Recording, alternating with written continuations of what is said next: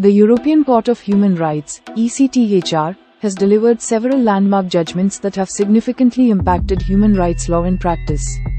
One notable example is the case of Verein Klimasenioren Schweiz and others versus Switzerland, where the court ruled that Switzerland's insufficient action against climate change violated the human rights of a group of elderly women. This case is the first instance where an international court has recognized that state inaction on climate change can constitute a human rights violation. Elaboration.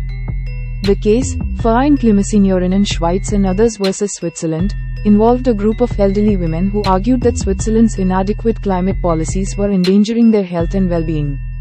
The ECTHR agreed, finding that Switzerland had violated Article 8, right to private and family life, and Article 6, right to a fair trial, of the European Convention on Human Rights.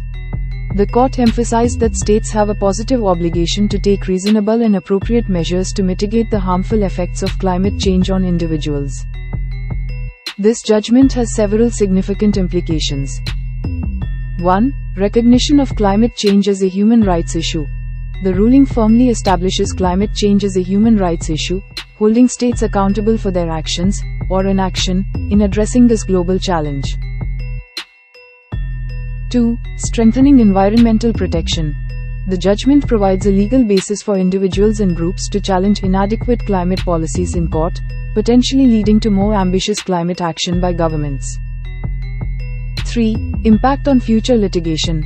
The Klimasenioren case is likely to influence future climate litigation, both within the European human rights system and internationally. Other cases, like Camus versus France, are also exploring similar themes of climate change and human rights. 4. Focus on vulnerable groups. The case highlights the disproportionate impact of climate change on vulnerable populations, such as the elderly, and emphasizes the need for targeted measures to protect these groups. And 5. Role of associations.